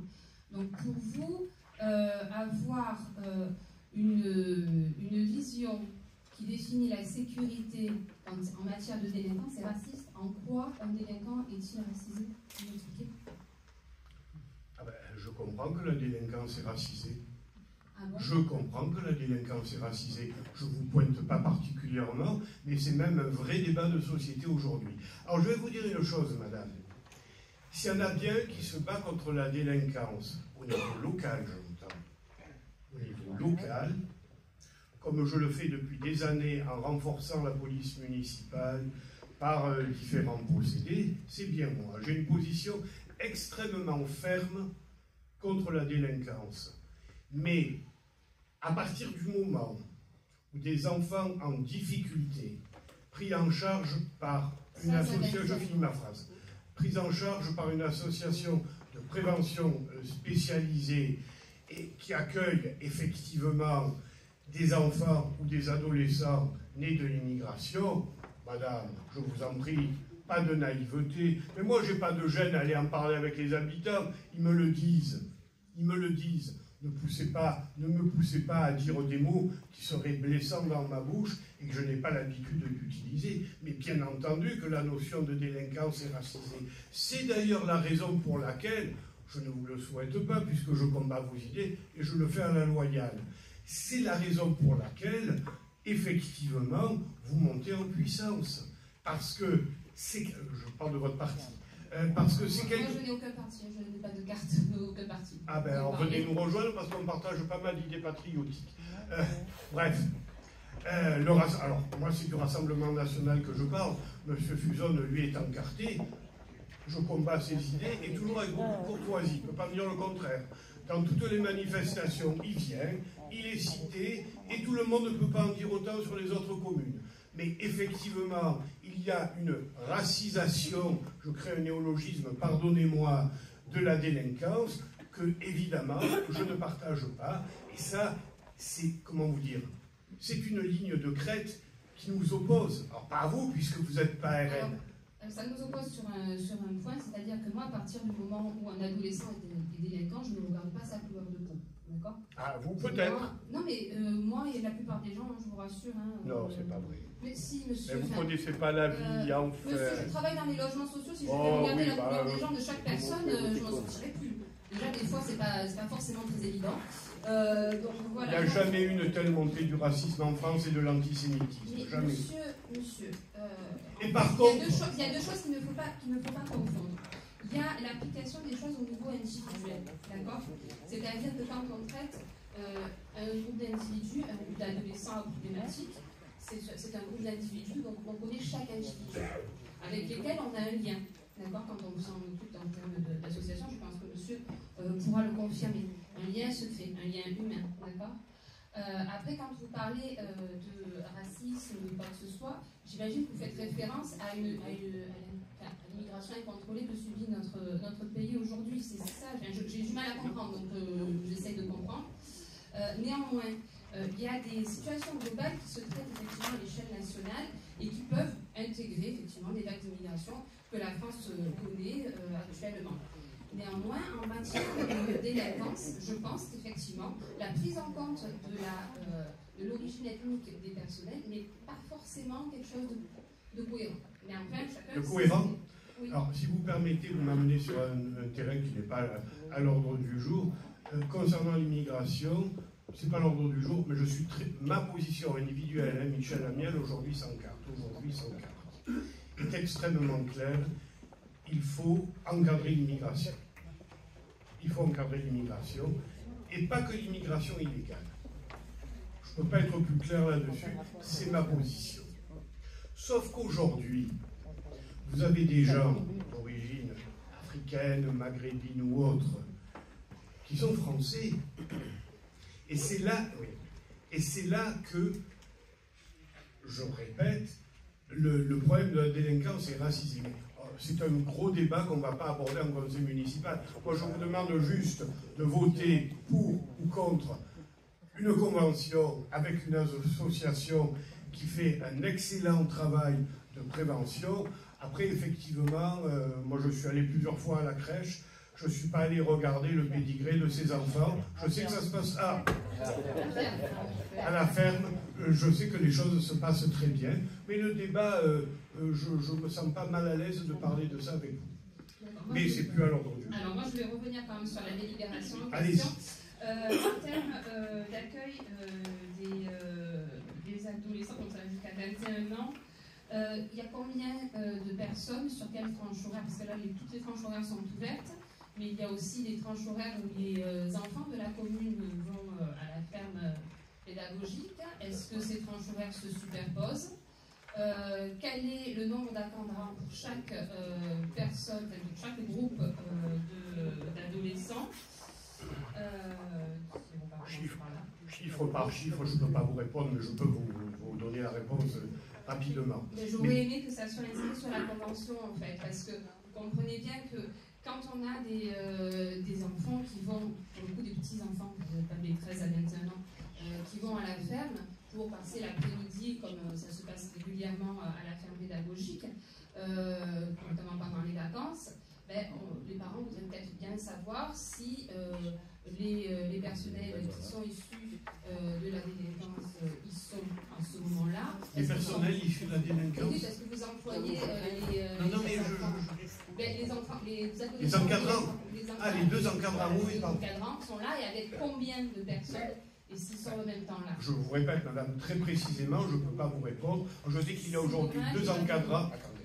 Je sais qu'on a demandé un demi-équivalent temps plein supplémentaire financé par le conseil départemental, puisque la prévention spécialisée et la maison de l'apprenti, c'est essentiellement une compétence au conseil départemental, mais les tranches horaires exactes, je ne peux pas vous les donner, mais je vous les donne par écrit. Voilà, en fait, si vous voulez, l'idée c'est que ce soit inscrit sur la convention pour la bonne et simple raison que vous étiez en train de parler effectivement de la montée d'une certaine violence sur notre territoire français. Effectivement, je vous rejoins, il y a aujourd'hui cette montée-là et cette crainte aussi chez les gens, parce que c'est normal.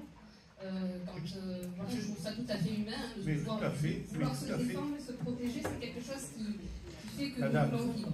Tout à fait d'accord avec vous, et je vous rejoins complètement, en plus, pour s'en être entretenu en aparté avec vous, je suis d'accord avec vous. Mais en même temps, comprenez-moi que moi, dans mon rôle de responsabilité, je ne suis pas là pour souffler sur les braises. Et justement, pourquoi ne pas l'inscrire sur la convention? Mais pas, parce que, on va vous écrire.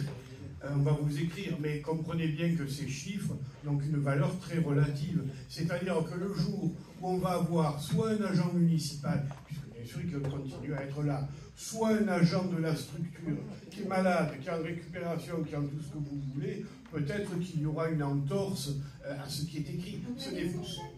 Mais ce n'est pas à ce point codifié. Mais je vais vous écrire dans les grandes lignes ceci. Voilà. Vous comprendrez qu'on ne peut pas être en accord avec une convention qui n'est pas suffisamment précise sur ces points-là. Non, une convention n'a pas rentré dans ce détail de précision et vous le savez. C'est votre point de vue, il y a déjà des C'est mon point de vue en effet. Donc vous la votez contre, vous vous abstenez, faites ce que vous voulez. Je mets aux voix qui est pour. Qui est contre? 2 contre. Qui s'abstient? 6 abstentions. Très bien. Rosie, tu as voté pour. Merci. On a fini. Oui. On avait envoyé par courrier une demande de création du groupe. Oui. Ah ben vas-y, c'est toi qui l'as créé, c'est pas moi. Je pensais que vous alliez aborder. Donc il s'agit, de parler dans le conseil municipal, d'une déclaration de création de groupe politique au sein du conseil municipal. Donc un courrier qui a été adressé date d'hier à M. le maire. Donc il s'agit de créer un groupe qui s'intitulera L'épée de Mirabeau demain, qui sera composé donc de moi-même, de Mme Réau, de M. Vega. Ce groupe donc, me désigne comme représentant officiel du groupe auprès du conseil municipal. Je vais vous lire son objet. L'objet de ce groupe, donc c'est le groupe politique au sein du conseil municipal vise à affirmer l'existence d'un courant différent au sein de la majorité, qui restera constructif et en adéquation avec les orientations fixées par le programme municipal de 2020. Ce groupe permettra d'apporter notre vision politique en mettant en avant des priorités spécifiques et des propositions qui enrichissent le débat municipal. En structurant cette démarche, nous offrons aux citoyens une alternative au sein de la majorité, tout en renforçant la diversité démocratique. Donc nous avons un groupe de plus, bienvenue. Alors, je tirerai toutes les conséquences de la création de ce groupe, parce qu'on ne peut pas être dedans et dehors à la fois. Moi, je veux bien que vous soyez dans la majorité sans y être tout en y étant. J'ai reçu, on en a parlé mardi, il n'y a pas de secret d'État, j'ai reçu ce texte hier soir à 18h. J'avoue que depuis 24 heures, depuis une semaine, je suis sur le pont avec le dossier de la masure. Il me faut le temps d'analyser non pas cette demande, cette réalité et d'en tirer toutes les conséquences. Merci. Oui.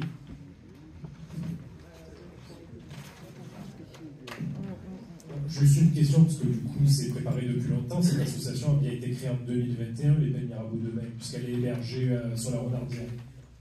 Tout à fait, cette association a été créée en 2021. D'accord, donc c'est préparé depuis longtemps. Merci. Une association, c'est pas forcément un groupe politique, mais pourquoi pas. Oui, M. Fuson. Sur la temporaire, on ne comprend pas trop. On dit que vous créez un groupe, mais vous restez à la majorité.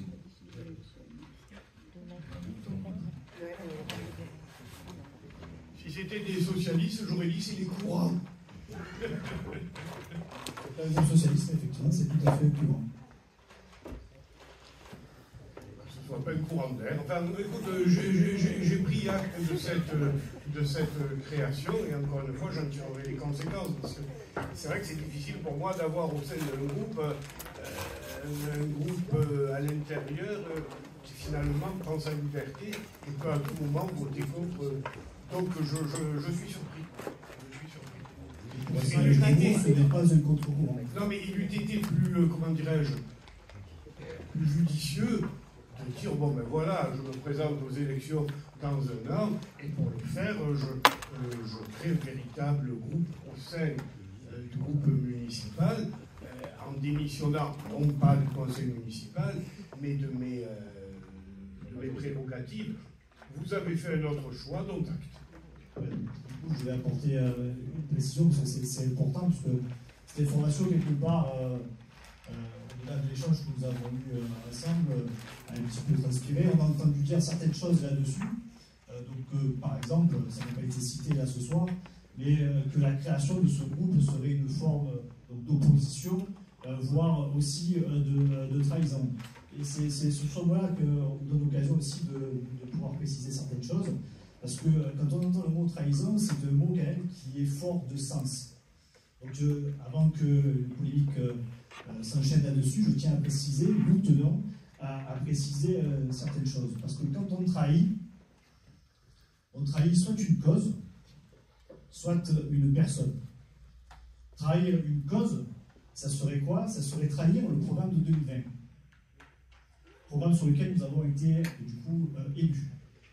Or, l'objet premier, que j'ai d'ailleurs lu, de la création de ce groupe, c'est justement de se faire le garant du respect de ses engagements. Donc nous continuerons, nous, à soutenir les propositions de la majorité qui sont inscrites dans le programme.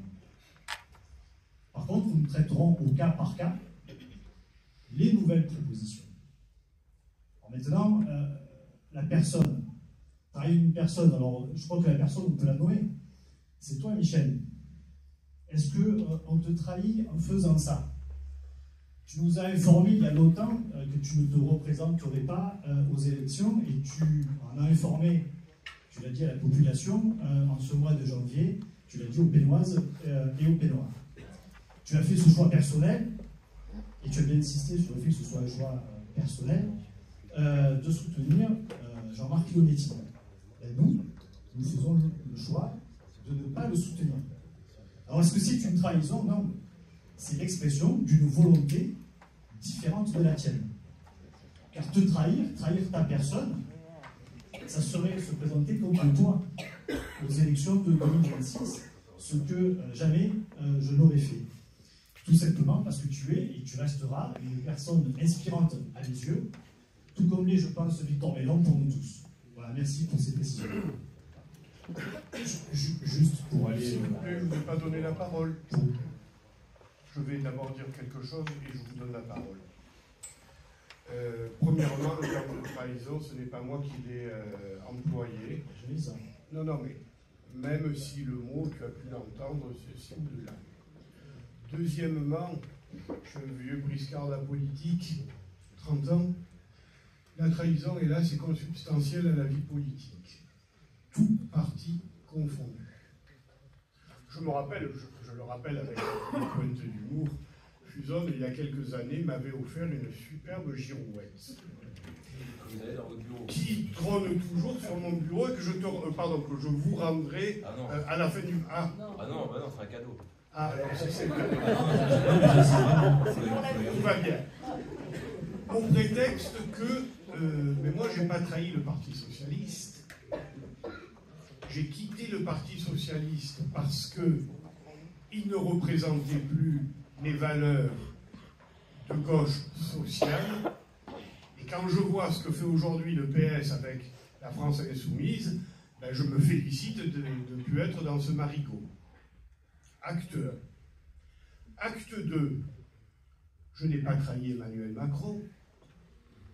Vous m'avez souvent reproché, et vous avez raison, d'avoir soutenu, on prend un peu de temps par les politiques, d'avoir soutenu Macron aux élections de 2017. Et c'est exact. Mais moi, j'ai rien eu de Macron. J'étais déjà sénateur, tel qu'il s'est présenté aux Français, j'ai cru, comme beaucoup de Français, la preuve, comme beaucoup de Français qui pouvaient représenter ce rassemblement. Et je vais vous dire autre chose. Aujourd'hui, c'est plus la personne et ses comportements qu'il a, qui me déplaît comme ça déplaît aujourd'hui à 80% de Français, qui posent problème.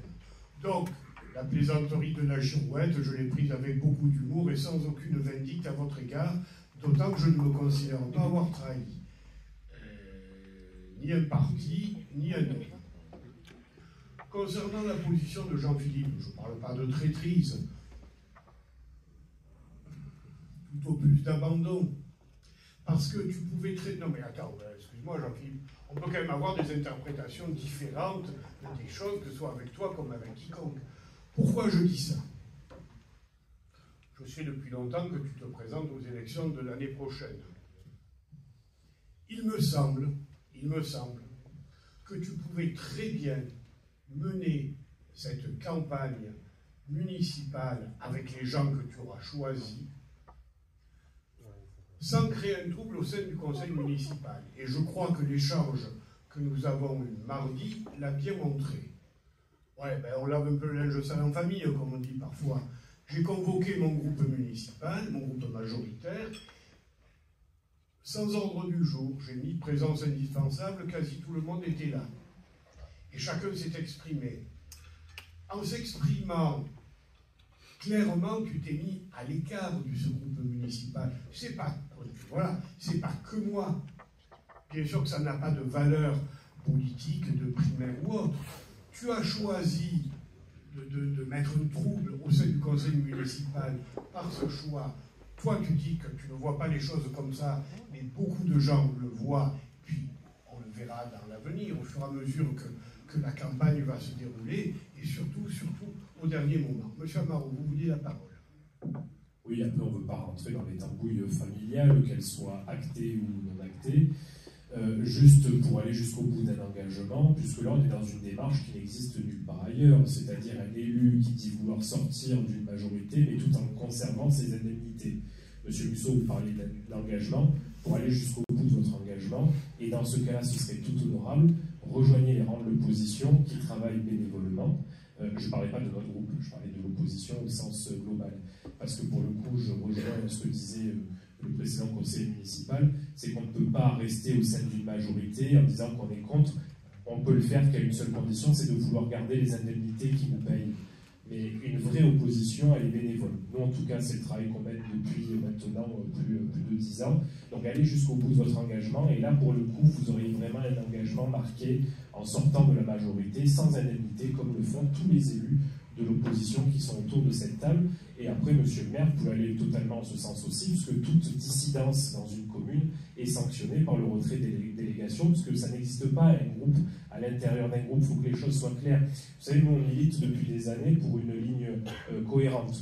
Vous ne vous en êtes jamais caché, et on s'en est jamais caché. En 2014, vous nous avez proposé plusieurs choses qu'on a toujours refusées, parce qu'on ne veut pas être et dedans et dehors. En 2020, vous nous avez proposé de prendre la présidence de la commission de finances. On l'a refusé parce qu'on ne peut pas être et dedans et dehors. Donc, M. Musso, il faut aller jusqu'au bout de son engagement et faire comme tous les élus d'opposition, acter vraiment que vous êtes dans l'opposition. Auquel cas, vous êtes dans l'entre-deux juste pour des raisons financières qui seraient positives pour Mme Réau, M. Vega et vous. Concernant la présidence d'une commission, prendre la présidence d'une commission, ce n'est pas cautionner le groupe dans lequel on est. Vous qui vous targuez de bien connaître les institutions, au niveau du Parlement, ben oui, mais attendez, au niveau du Parlement, des commissions, y compris des commissions majeures, je pense à la commission de finances de l'Assemblée nationale, sont portées par des membres de l'opposition, voire de l'opposition de gauche dure. Donc, mes propositions à votre égard sont jamais allées jusque-là. J'ai jamais, lorsque j'ai été réélu, je ne parle pas de 2014, mais lorsque j'ai été réélu en 2020, je ne vous ai jamais fait de proposition de quoi que ce soit. Le hasard arithmétique a voulu, chose rare, qu'on se retrouve en quadrangulaire. Chacun a gardé ses billes pour le final. Quant à la question que vous soulevez qui se pose, de maintenir ou ou pas la délégation, et évidemment les indemnités, mais enfin, je laisse à penser qu'ils n'entendent pas après ça, c'est en effet une question qui se pose, mais si vous le permettez, comme vous n'êtes pas encore maire et peut-être pas forcément près de le devenir, cette question-là, c'est à moi qu'elle incombe. Je vous remercie de vous soucier de nos indemnités, ce qu'elles peuvent être. En tout cas, effectivement, M. le maire a répondu là-dessus, donc ne vous inquiétez pas du tout par rapport à notre délégation. Et apparemment, par rapport à ce que vous avez dit, je regrette que du coup, le message que j'ai diffusé, que je pensais être assez clair et très clair, même en faisant un jeu de mots sur le contre-courant, je suis désolé et déçu que vous n'ayez pas compris, c'est dommage.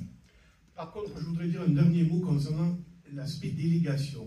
Je ne parle pas de l'aspect des indemnités.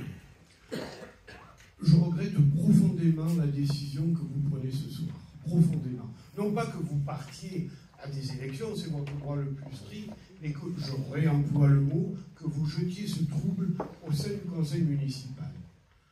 En ce qui te concerne, Jean-Philippe, j'ai toujours dit, et je continue à le penser, que tu as été un bon adjoint aux finances. Mais tu es quelqu'un de sérieux, tu travailles, tu connais tes dossiers, mais bien évidemment, la question se pose de laisser une délégation aussi importante à un moment où, du fait que tu reprennes ta liberté de vote, tu puisses à tout moment, c'est pas contractuel, ce que tu viens de dire, tu puisses à tout moment le démonter. Donc je pense, alors c'est dommage, je ne prends pas comme une trahison, mais je le prends mal, évidemment, je le prends mal, et je pense que tu fais une erreur politique. Voilà. Et si vous voulez bien, on va en rester là.